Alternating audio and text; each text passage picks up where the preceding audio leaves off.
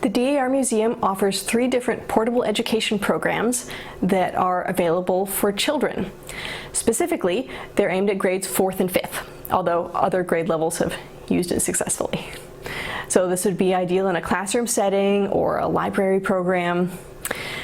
Now, every one of these portable education programs comes with a variety of objects and a notebook that tells you what to do with them. So each of these programs comes with 5 different lesson plans, and each lesson includes at least one, usually more than one, activity to do with the students. So I'll take you through them one by one. So this is the Food and Clothing Portable Education Program, and this contains 5 lessons, each one with at least one activity involving food and clothing in the 18th century in America. So as an example, one of the activities that the students would do involves what the clothing was made out of. So we have 4 different types of the raw materials that clothing was made out of at the time. And students will have to fill out a worksheet and use their senses and feel it, smell it even, try to figure out whether they came from animals or plants and what the original source of these fibers might be. Then they each get a sample of cloth, and they have to figure out and match which of these raw fibers it goes with. What was this made out of? This is the finished cloth, here's the raw fiber. How do they match up? So it's a bit challenging, but that's a fun one. And then an example of one of the food-related activities is table manners. How good are your table manners? Could you follow 18th century etiquette?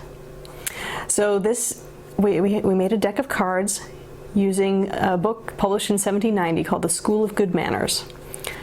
And here's an example. So this one says, "Speak not at the table. If thy superiors be discoursing, meddle not with the matter, but be silent, except thou art spoken unto." Now it involves some archaic language, and so that's part of the challenge. Students will have to figure out exactly what the rule is saying and then see if they can follow it. And they would do that using these dishes. So we took photographs of some of the objects in the museum collection and printed them out at actual size with some information on the back. And so the students will use these dishes to act out the different table manners.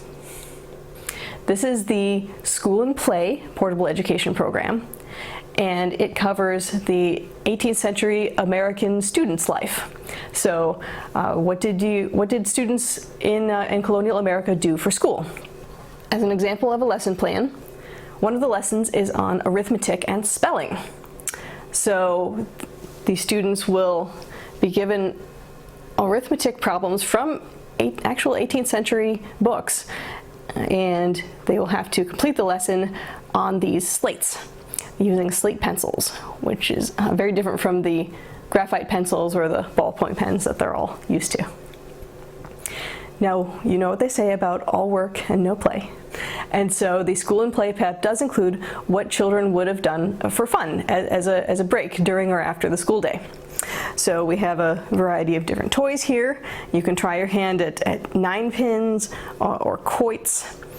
And so in this way, the students will learn sort of the breadth of the day of an average 18th century student.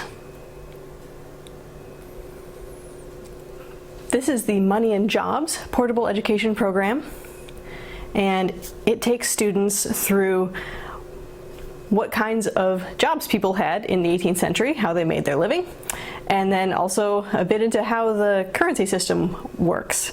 And if your students are unhappy with learning about a base 10 monetary system, just wait until they see the 18th century English version. So to give you an idea of some of the activities here, one of them is called Identified Jobs. And that uses these cards, and pretty much all of the items in the program. So every student will get one. This isn't all of them, this is just a selection. So every student will get an item, and then they will also get a job card. So this has a picture on one side, and on the other side it has a description of the job. And so they may not match. So you may get this ceramic jar with the card that says dyer. Well, obviously they don't go together, and so then the students play a matcha game where they try to figure out what object matches with which job. Another of the activities involves money.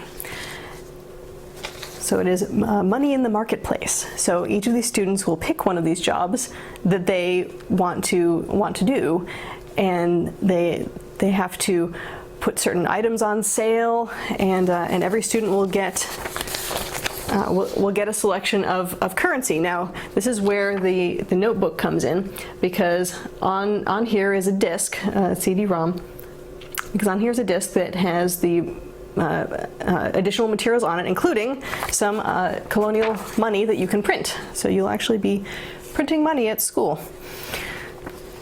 So the students will each get a selection of money. They can make by drawing. They can put out their wares for sale, and then there's a marketplace activity in which they have to buy and sell and make change using the English monetary system.